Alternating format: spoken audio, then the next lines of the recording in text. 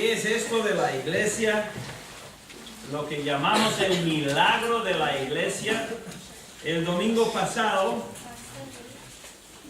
vimos cuando Cristo empezó a hablar claramente de la iglesia, que llevó aparte a sus discípulos a la parte del norte, donde Cesarea de Filipos, y les empezó a preguntar, a ver, ¿qué piensa la gente de mí? Y ellos dijeron, pues, bueno, opiniones, ¿no? Que la gente tenía muchas opiniones acerca de Jesús. Y luego él dice, ¿y vosotros qué? Y el que habla de portavoz, pues es Pedro siempre, casi siempre. Y Pedro dijo en el versículo 16, tú eres el Cristo, o sea, el ungido, el Mesías, el Hijo del Dios viviente. Y lo miramos un poco para ver qué es lo que significaba un poco esa frase.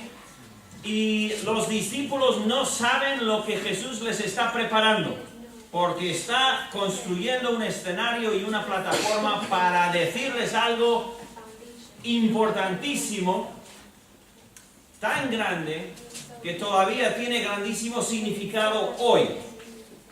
Y es que Él iba a edificar algo. Iba a edificar su iglesia. Y su iglesia iba a ser más poderosa que ningún imperio babilónico, persa, griego, romano, de cualquiera de las naciones que se han propuesto conquistar todo. Pues algunos no han durado ni años, como hablamos de Hitler y su reino de 1000 años que iba a establecer. Bobadas, tonterías, destinadas al fracaso. Pero cuando este Hijo de Dios, Hijo del Hombre, dijo, yo edificaré mi iglesia, y las puertas del Hades no prevalecerán, el peor de los enemigos no podrá contra mi iglesia. ¿Eran puras palabras? ¿Puras promesas vanas y huecas, como tantas? No. Eran el Hijo Todopoderoso del Dios eterno. Y entonces Él les empieza a dar un poquito más de enseñanza. En el versículo 17 vimos que Él le dijo a Simón, Simón, el que te ha enseñado que yo soy el Cristo es mi Padre que está en los cielos. Dios, y solo Dios, es el que convence a la persona de que Jesús es el único camino. Solamente Dios. Por eso es tan importante que tú y yo, cuando estemos testificando y estemos dando el Evangelio, nuestra vida debe dar el Evangelio en nuestras acciones, en nuestras actitudes, en nuestras palabras, con folletos o lo que sea. Nosotros presentamos el Evangelio, sembramos la palabra, pero nosotros no convencemos a nadie. Porque si yo convenzo a alguien, puede venir otro más persuasivo que yo y convencerles de otra cosa. Pero cuando Dios convence al corazón de quién es Jesús, es por vida, es para siempre. Eso es para la eternidad, porque estaremos bendiciendo su nombre para toda la eternidad, ¿no? Entonces, enseñanzas muy importantes en cada versículo. Cada frase está llena de enseñanzas ricas en comida espiritual. Y llegamos al 17 entonces, y entonces en el 18 tenemos este versículo tan bien conocido, clásico, donde el Señor dice, yo también te digo que tú eres Pedro, y sobre esta roca edificaré mi iglesia, y las puertas del Hades no prevalecerán contra ella. Hoy quiero lanzaros unas preguntas. Algunas las contestaremos, otras no, las dejaremos para otros domingos. Pero tiene que ver con la iglesia. Voy a la iglesia. ¿Eso qué quiere decir? Voy al polígono Ibabe, número 26, en Lazcao. Es un poco lo que pensamos. La iglesia, ¿qué es la iglesia? Vamos a ver algunas, voy a dar unas preguntas y algunas de estas las vamos a ir, bueno, todas las vamos a ir viendo, pero no hoy. ¿Qué significa la palabra iglesia? ¿De dónde viene? ¿Qué significa? ¿Qué es? Yo voy a edificar mi iglesia. ¿Qué es iglesia? ¿Qué es lo que Cristo va a edificar? Los discípulos no tenían ni idea. Los discípulos no sabían nada de Hechos, de Pentecostés, nada. Todavía no ha sucedido. No saben nada. Cristo va a edificar su iglesia. ¿Qué es eso? Bueno, vamos a ver qué es. Ellos no entendían nada de Pablo y los viajes misioneros por toda Asia Menor. Menos iban a saber luego del Evangelio yendo a India, del Evangelio yendo a China, a Europa, a África. Ellos que van a entender no tenían ni idea. Pero Jesús cuando dijo, yo edificaré mi iglesia y no las puertas del Hades no prevalecerán contra ella, Él, hasta nosotros aquí hoy nos veía. Cuando Él dijo mi iglesia, en su mente infinita, divina, incluía dentro de ese concepto nuestra congregación. ¿Pero cómo así? He dicho iglesia. ¿Qué es una iglesia? ¿Esto es una iglesia? ¿Qué clase de iglesia? ¿Qué queremos decir con iglesia? Vamos a ver. ¿Qué es lo que Cristo iba a edificar? ¿Qué valor tiene la iglesia? ¿Qué valor tiene la iglesia? ¿Para qué? ¿Qué propósito tiene la iglesia? Si tú edificas algo, bueno, aquí hay constructores. Los que han estado en la construcción, hermano José, hermano Arbey, bueno, hermano Chuck y yo, pues, y los otros hacen algo de construcción. No es lo suyo, pero lo hacen también y algunos otros aquí en construcción han dado. Cuando vas a edificar algo, tiene propósito, ¿no? No dice, bueno, voy a edificar algo. ¿Qué? Lo que sea. ¿Para qué? No importa. ¿Cómo que no? Si edifico algo, es algo que tiene propósito y tiene valor. Si no, soy un tonto. Y mejor me llevan a un sitio donde ponen a los que no saben qué están haciendo, ¿no? O sea, edificar algo quiere decir que ese algo tiene valor y tiene propósito. Pues, ¿cuál es el propósito de la iglesia? Uno dirá una cosa, otro dirá otra, otro dirá otra, pero ¿qué es lo que dice la Biblia? Deberíamos saber qué es la iglesia, qué propósito tiene. Igual, si entendemos bien qué es la iglesia y por qué es la iglesia, igual vamos a decir, ¿sabes qué? Me parece que es más importante de lo que yo pensaba. Ojalá. Porque no le podemos dar demasiada importancia a la iglesia.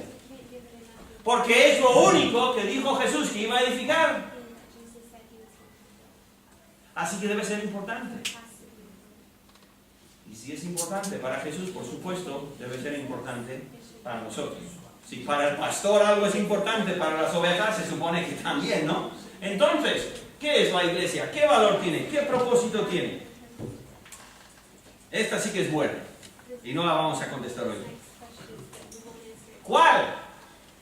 De todas las iglesias que hay, es la que Cristo edificó. O la que Cristo está edificando. ¿Qué quiere decir esa pregunta? Te la voy a explicar. ¿Qué quieres decir? Yo digo, ¿cuál? De todas las iglesias que hay por todos sitios, ¿cuáles son iglesias que entran en esta palabra que Jesús pronunció? Esa pregunta es muy grande, ¿eh? La pregunta que acabo de decir es muy grande. Porque si tú vas a una iglesia que no es una iglesia, ya me dirás, ¿qué estamos haciendo? ¿Qué quiere decir? ¿Cuáles de todas? ¿Habéis oído de la iglesia bautista? Espero que sí, porque ponen el cartel de iglesia bautista. Si no, la iglesia bautista. ¿Es la iglesia bautista la iglesia que Cristo vino a edificar? ¿Algunos ya tienen opinión? Hoy, ¿habéis oído la iglesia metodista? ¿Sí? ¿Algunos quienes han oído la iglesia metodista? Unos cuantos. Igual, y ellos, ¿y esa iglesia qué? ¿Es una iglesia de Mateo 16, 18 o no? ¿A cuántos habéis oído la iglesia presbiteriana? No, muchos no, o sea que no tengo demasiado que enseñar. No, pero hay miles de iglesias presbiterianas. ¿Sí o no? O sí y no, o ¿qué? Esto no es cualquier cosa. ¿Queremos o no queremos saber qué es la iglesia que dice que Cristo está edificando? A mí me interesa saber. Me interesa saber exactamente cómo es la iglesia que Cristo dijo, voy a edificar. ¿Habéis oído iglesias carismáticas? ¿Sí? ¿Es esa la iglesia que Cristo vino a edificar? Por no empezar a la iglesia católica. ¿Habéis oído la iglesia católica? ¿Entendéis que la pregunta es importante? No estamos hablando de cualquier cosa. ¿Qué valor tiene? ¿Qué quiere decir? ¿Cuál? Y luego, si nosotros queremos ser esa iglesia que Cristo edifica, ¿cómo debemos ser? ¿Qué debemos hacer? ¿Debemos empezar los cultos a las 10:15 o a las 10:30? ¿Debemos de tener la temperatura a 20 grados o a 15 grados? ¿Cuál es la iglesia correcta? Las preguntas que hago en parte son un poco tontas, ¿no? En parte. Pero a lo que voy es, ¿qué es lo que quería decir Jesús cuando dijo, voy a edificar a mi iglesia? Porque muchas iglesias hay. Eso estamos todos de acuerdo, ¿que sí? Iglesias, un montón. Miles. Pero no puede ser que todas sean las iglesias de Cristo. ¿Por qué no? Por pura y sencilla lógica y coherencia. Unas iglesias creen una cosa, otras creen otra cosa, y las dos no pueden ser. O Jesús es Dios o Jesús no es Dios, no es las dos cosas. Y hay iglesias que dicen las dos cosas. Entonces, este versículo que nos parece lo leemos rápido y adiós y hasta el año que viene, es muy importante, es muy grande. Y por eso estoy entrando en este tema de la iglesia. Edificaré mi iglesia. Ahora, vamos a leerlo otra vez y vamos un poquito para adelante. Dice, yo también, versículo 18, y yo también te digo que tú eres Pedro. Bueno, me imagino que Pedro ya sabía eso. José, se llama José. Ahorita, Juan, ¿eso qué, de qué va? Yo también te digo que tú eres Pedro, y sobre esta roca edificaré mi iglesia. ¿Qué está diciendo ahí? Esto no me cuaja. Aquí hay yo no entiendo algo. Dice que lo lee así, simplemente, superficialmente, ¿no? Y las puertas del Hades no prevalecerán contra ella. Bien. Aquí hay un pequeño juego de palabras, o uso de palabras curioso. Es a propósito, todos los idiomas tienen. Jugamos con las palabras. Muchas veces los chistes juegan con las palabras, ¿vale? Es algo que tiene el idioma.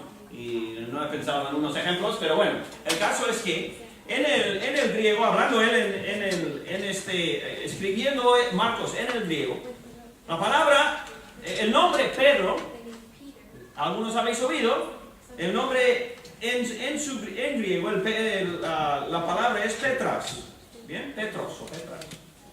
¿Qué quiere decir? Déjame Juan. Quiere decir piedra. ¿Vale? Piedra. Una piedra como que David mató a gigante, una piedra. ¿Vale? Petras. Pero luego dice, y sobre esta roca, es roca, es una piedra, ¿pero qué? Una piedra grande, ¿bien? Es una palabra diferente, Petra, Petros y Petra. Y Pedro se llamaba piedra, o sea, su nombre significa piedra. Entonces Jesús está usando un pequeño juego de palabras para dar su enseñanza. Petros, tú eres Petros, pero sobre esta Petra voy a edificar mi iglesia. A nosotros nos suena un poco raro, porque no estamos acostumbrados, pero ellos eran, cada idioma, español, euskera me imagino que igual, inglés, cada idioma tiene sus propios juegos de palabras que hacen que sea interesante la conversación también, que la enseñanza cuaje. Muchas veces usamos sinónimos, usamos metáforas, usamos el idioma para dejar enseñanza bien clara. Y es lo que está haciendo el Señor Jesús hablando con Pedro. Todos lo están escuchando. Tú eres Petra, pero sobre esta piedra. Y entonces, la pregunta de todos los siglos, no debe ser, pero es lo que es claro, ¿qué es la Petra? Si Él es la piedra, ¿qué es la roca? ¿Bien? Entonces, miras en todas las escrituras y queda muy clara la respuesta. La roca sobre la cual Jesús edifica su iglesia, se puede decir es una combinación de dos cosas. Es Él mismo y su doctrina, fundidos en una, que son uno. Jesucristo a veces es la piedra Él mismo, y otras veces es su doctrina. O sea, lo que es Jesús y su doctrina. Sobre ese fundamento, esa iglesia va a ser edificada y nunca se va a destruir. Nos hacemos la pregunta. Durante 2000 años, ¿ha cumplido su palabra? ¿Sí o no? Amén. ¿Nosotros qué estamos haciendo aquí? Espero. Nuestra iglesia, ¿sobre qué se funda? Vamos a ver qué quiere decir iglesia luego, pero ¿qué quiere decir la iglesia?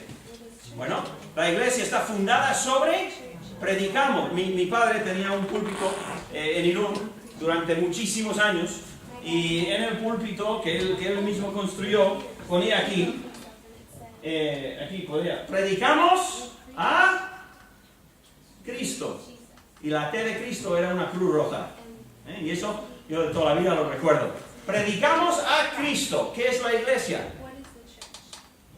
Sea lo que sea, está construida sobre Cristo y su doctrina. Es absolutamente esencial que una iglesia, para ser la buena, la correcta, la que es de verdad, es imprescindible que esté fundada sobre Cristo y su doctrina. Por lo tanto, si tú te marchas de aquí y te vas a otro lado y tienes que buscar iglesia, ¿cuál es la doctrina más importante que esa iglesia tiene que tener? ¿Qué es lo que debes de buscar como primero, como para descartar a cualquiera? ¿Qué piensan, o qué predican, o qué creen de Cristo? Vete ahí primero.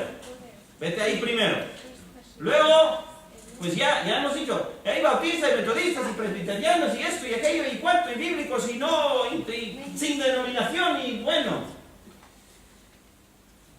¿Qué creen y qué predican acerca de Cristo? ¿Cuál es la doctrina de Cristo que tienen? Bien. Entonces, ¿dónde estoy? Sí, Petros. Bien. Piedra y sobre esta roca. Entonces, curiosamente, ¿qué hora tenemos? Bien, Primera de Pedro. Vamos a Primera de Pedro. Curiosamente, es Pedro mismo quien nos ha dado un poquito de enseñanza al respecto en su epístola. Primera de Pedro, capítulo 2. Leemos el versículo 4, por ejemplo. Primera de Pedro 2:4. Acercándolos a él, piedra viva, y aquí usa piedra para el Señor también, en algunos casos y en algunas rocas. Acercarnos a él, piedra viva, desechada ciertamente por los hombres, Entendemos lo que quiere decir, ¿verdad? Los hombres no mataron al Señor. Más para Dios escogida y preciosa. Era el Mesías, el ungido, el escogido por Dios. Versículo 5. Vosotros también, como piedras vivas, nosotros, ¿sí?, sed edificados como casa espiritual y sacerdocio santo, para ofrecer sacrificios espirituales aceptables a Dios por medio de Jesucristo. Nosotros somos también piedras vivas. Cuando conocemos al Señor, somos piedras vivas que deben de traer agrado a Dios a través de Jesucristo. ¿Quién es Jesucristo? Versículo 6. Por lo cual también contiene la Escritura: he aquí, pongo en Sión la principal piedra del ángulo, escogida, preciosa. No soy yo, no eres tú. ¿Quién es la principal piedra del ángulo? Solamente una persona. ¿Quién? Jesús. Jesucristo. La piedra principal, la más importante del edificio. En Ayerdi, si vas a mirar Ayerdi, puedes ver en la estructura fuera, la roca, las piedras, y tú vas al ángulo del caserío, abajo del todo, en la esquina, hay unas piedras enormes que están medio enterradas y yo creo que están incrustadas en el monte. Son enormes, no son las pequeñas. Las pequeñitas están repartidas por la pared, pero la que hace de ángulo, ese es fuerte. Este ángulo y los de abajo son fuertes, porque necesitan ser fuertes para ser el fundamento y el apoyo. Y ese ángulo, esa piedra angular, tiene que ser especial, tiene que estar bien puesta. Si está en una ladera mal puesta, como se vaya esa, ya me dirás cómo se va a quedar la casa ahí. Esa piedra del ángulo. Bien. Y Pedro está aclarando, hermanos, nosotros somos piedras. También parte de un edificio que Dios está construyendo. Pero el fundamento es la piedra angular, lo que sostiene, lo que da fuerza, la base es Cristo, nuestro Salvador. Cada uno de nosotros somos piedras. ¿Dónde estás tú colocado? ¿Tienes un edificio? Estamos hablando en el tiempo de ellos entendían de edificios. Cada piedra tiene su sitio. Y dirás, puedes quitar uno y no importa. Sí, pero queda feo, queda mal. Igual ahí lo puso justo porque lo necesitaba estar ahí. Cada uno en su sitio. Pero el fundamento, la piedra crítica, la piedra esencial, la roca, es Jesús. Y Pedro lo aclara, o no lo aclara, lo dice y lo explica muchos años más tarde.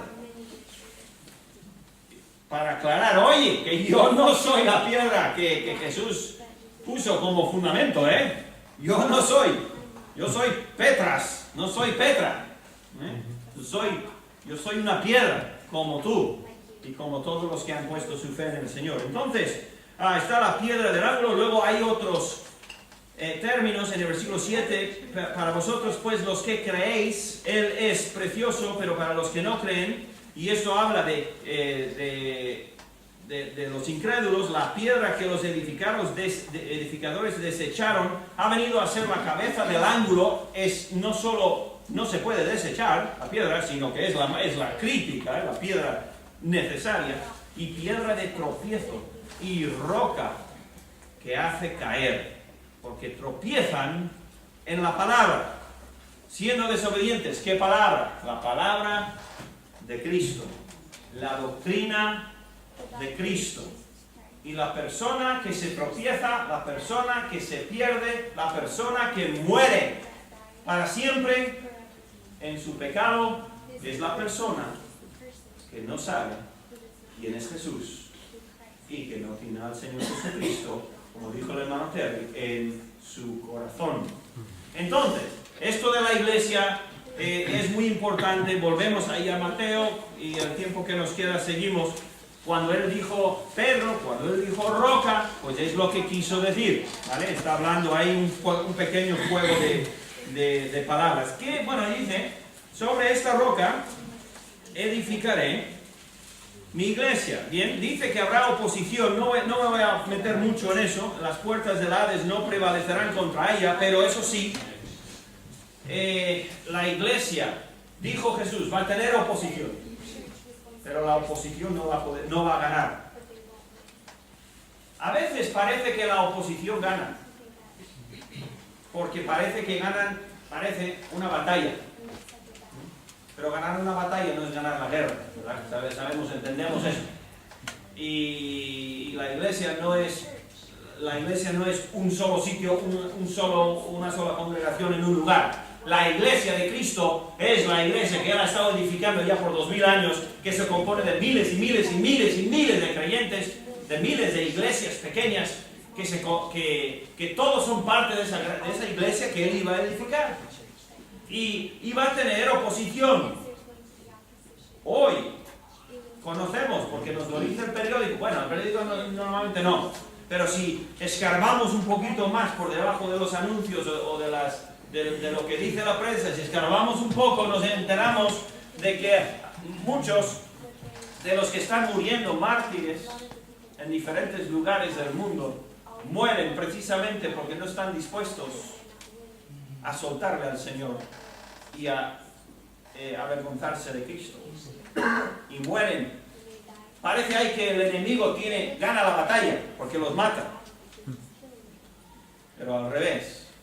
Siempre que hay persecución, siempre que los creyentes verdaderos son perseguidos, responden con fe y gracia que Dios les da. Y la obra de Dios prospera. Lo aplastas por aquí y sale por 5 sitios en otra parte. ¿Por qué? Porque dijo, las puertas del Hades no prevalecerán contra mi iglesia, que yo voy a edificar. Muy importante. Yo, no Pedro, no tú, no yo, el yo de Jesús. Él dijo, yo edificaré mi iglesia. ¿Cómo? Si Jesús a los pocos días se marchaba. Él dijo, voy a enviar a alguien. ¿Y cómo crece la iglesia? ¿Cómo se protege la iglesia? ¿Cómo sigue la iglesia? ¿Cómo crece la iglesia? Por el Espíritu de Cristo. Entonces,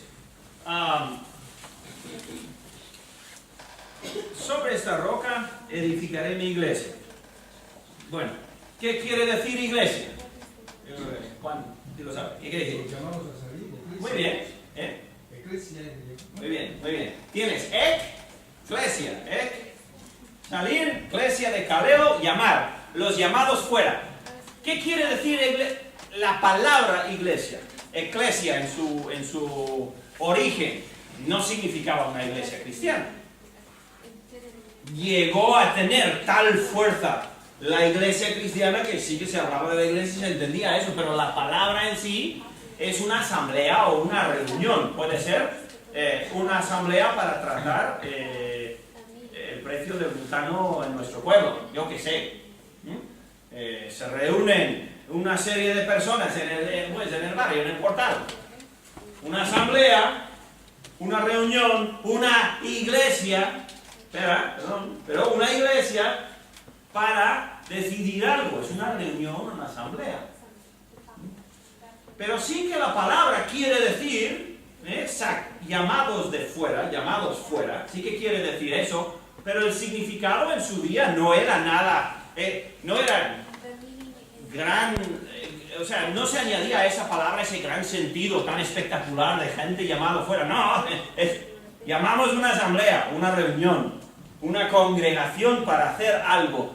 Y Jesús, usando una palabra normal y corriente, pero sí con ese sentido verdadero de que Él llama, y es verdad que la gente sale a reunirse en su nombre. Pero la palabra en sí podría ser para una reunión. ¿En qué sentido nos llama? Bueno, El Señor llama al corazón a cada ser humano. El que responde al llamamiento del Señor es llamado a Él, responde y viene a Cristo, llamado fuera. ¿Llamado fuera de qué? Fuera del mundo. O sea, que nos vamos todos a vivir al monte. No. Sabemos lo que quiere decir el mundo. Somos llamados a una vida nueva, que no consiste en vivir para mí, como todo el mundo vive para sí. No, somos llamados a vivir para otro. Entregamos nuestra vida a otra persona que nos compra con su sangre. Se puede decir de tantas maneras, ¿verdad?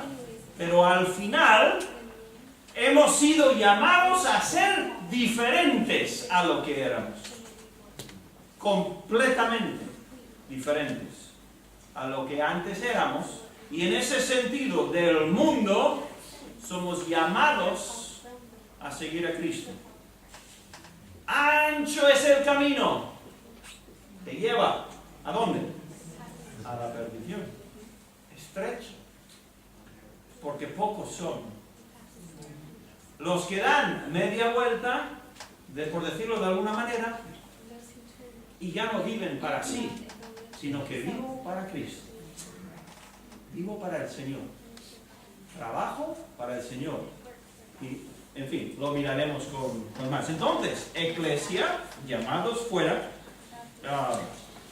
una reunión de gente, y no se usó hasta el siglo III, más o menos, llegó a ser entonces, en los segundo y tercer siglos, empezó a usar como sinónimo o representante o representando el lugar.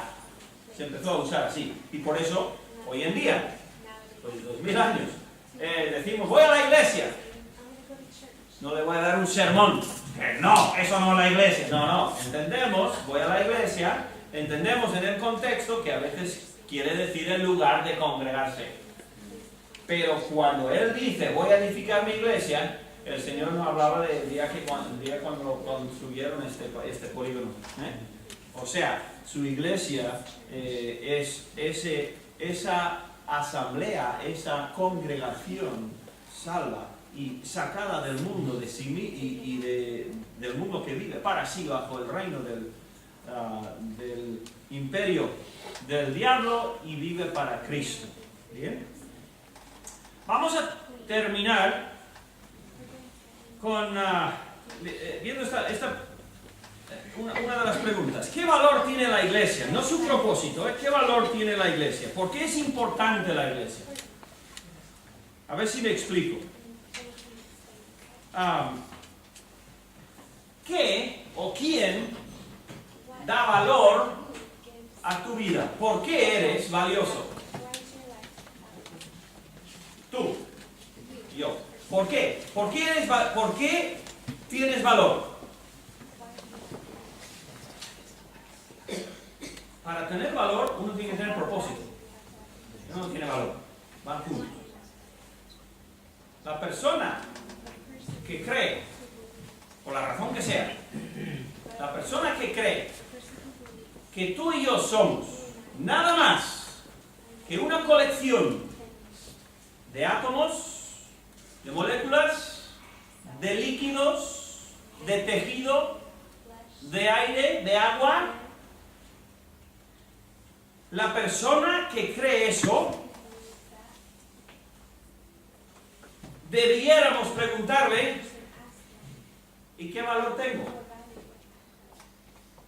Si no soy más que un proceso,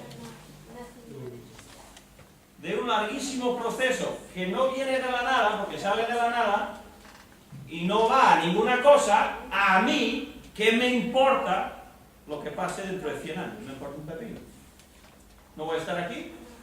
¿Para qué? ¿Qué valor tiene mi vida? Mi vida solo tiene valor en relación con quien lo hizo, con quien lo creó.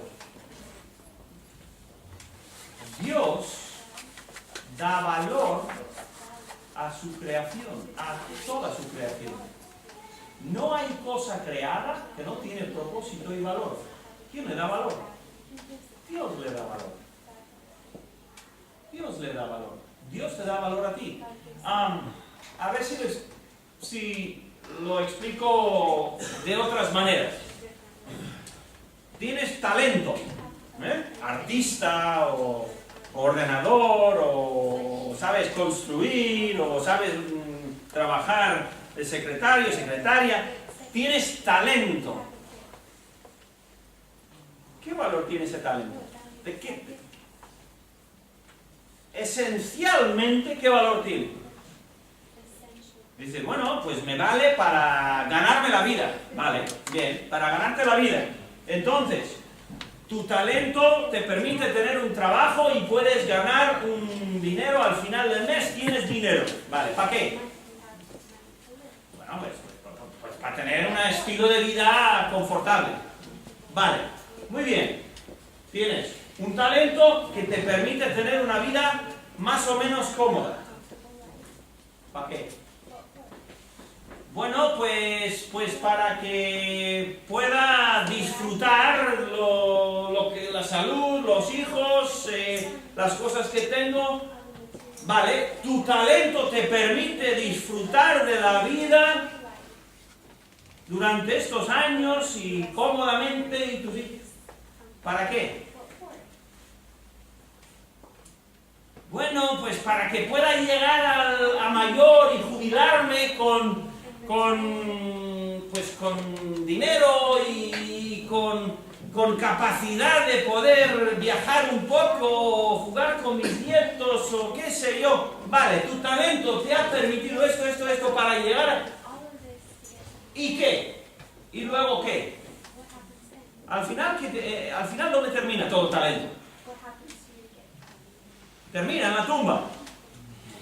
Así que al final, el talento que te ha dado, ¿qué valor tiene tu talento? Me ha permitido llegar a la tumba. Me ha llevado a la tumba.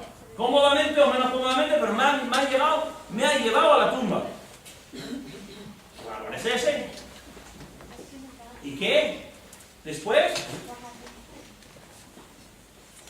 tu talento tiene valor en tanto y cuanto lo entregues de nuevo a Dios. Porque Dios convierte a tu talento en parte de su ministerio, de su obra, de su iglesia, que cuando 100 años de ahora la iglesia de Cristo sigue, tú y yo tendremos una herencia eterna con el Señor. El Señor es el que da valor a mi talento. ¿Tu salud para qué? Empieza todas esas preguntas con tu salud. ¿Quién da valor a tu salud? Dios da valor a tu salud. Quítale a Dios y tu salud. Bueno, pero ¿de qué te sirve la salud que tuviste hace 10 años? Está atrás. No me hace nada. Si esa salud no la tengo entregada a Dios, si Dios no la santifica, si no la valora, no tiene valor. ¿Quién da valor a la iglesia? ¿Por qué estamos aquí hoy? ¿Por qué formamos parte de una iglesia? Por Cristo. Si no, yo me voy a esquiar, o me voy a jugar a golf, o cualquier otra cosa que me guste, porque venir simplemente para pasar el rato no tiene mucho sentido. Si no estamos aquí, porque la iglesia es de Cristo y Cristo le da valor eterno. Arráncale a Cristo de la iglesia y ya no tienes iglesia. Arráncale a Cristo de tu talento, de tu tiempo, de tu salud. Y es que le damos valor plástico o valor, ¿cómo diría yo?, falso a nuestras cosas. Tu coche, precioso coche, ¿qué valor tiene? Si tu coche no está entregado a Cristo para ser usado para su gloria, tu coche verdaderamente no vale para nada. Valor no tiene. más que te va a llevar, igual te lleva antes a la tumba si se la pegas. El valor de la iglesia, el valor de tu vida, el valor de lo que tú tienes, lo da Jesús, lo da el Señor, lo da el Creador, porque si no, somos un peldaño, o no, somos un eslabón en una larga cadena que no sabemos por qué empezó, no sabemos dónde va a acabar, da igual porque yo no estaba allí y da igual porque yo no voy allí, por lo tanto, no importa en absoluto que yo sea un eslabón de qué cadena, me importa un pepino las demás cadenas. ¿Para qué? Voy a vivir la vida para el placer de hoy. ¿Por qué crees que la gente vive para el placer de hoy? Porque no tienen a Dios. Y al no tener a Dios, no tienen valor propio y lo único que les vale es el momento de ahora y espero que tenga el momento de mañana y voy a hacer lo mejor para que el momento de mañana sea cómodo, pero al final no tienen control sobre nada. Cristo da valor a su iglesia y es tan valiosa para el Señor que murió por su iglesia. Si Jesús murió por la iglesia, ¿cómo podemos tú y yo pensar que la iglesia la cojo y la tomo cuando me da la gana? No me importa, vengo cuando me gusta, cuando no me gusta, no vengo. ¿Entendéis? ¿Cuándo vamos a aprender que a lo que Dios da valor es lo que tiene valor? Y las demás cosas desconectadas de Dios no valen nada. Ni siquiera tu familia en sí no tiene valor fuera de Dios. Míralo, estúdialo, piénsalo. Por eso yo edificaré mi iglesia. Será valiosa. Que nos demos cuenta que nuestra vida es Dios. Y si no lo es, no tenemos vida. Por mucho que lo digamos, no tenemos vida. Nos estamos engañando. Si le damos valor a la vida, aparte de Cristo. Y Cristo dijo, voy a edificar mi iglesia. Y no morirá nunca. Y es la 1:10. Vamos a orar. Vamos a orar. Gracias, Señor, te damos por tu palabra. Ayúdanos, Señor, a valorar lo que tú valoras. Ayúdanos, Señor, a saber qué es lo que vale, qué es lo que no vale, cuándo vale, en qué contexto, Señor, cómo invertir lo que tú nos has dado, como talento y salud y tiempo y dinero, porque igual que nos has dado, Señor, lo puedes quitar. Gracias por este día, toda la bendición y pues todo el amor y todo lo que tú nos has brindado, Señor, por tu gracia. Te lo agradecemos en el precioso nombre de Cristo Jesús. Amén.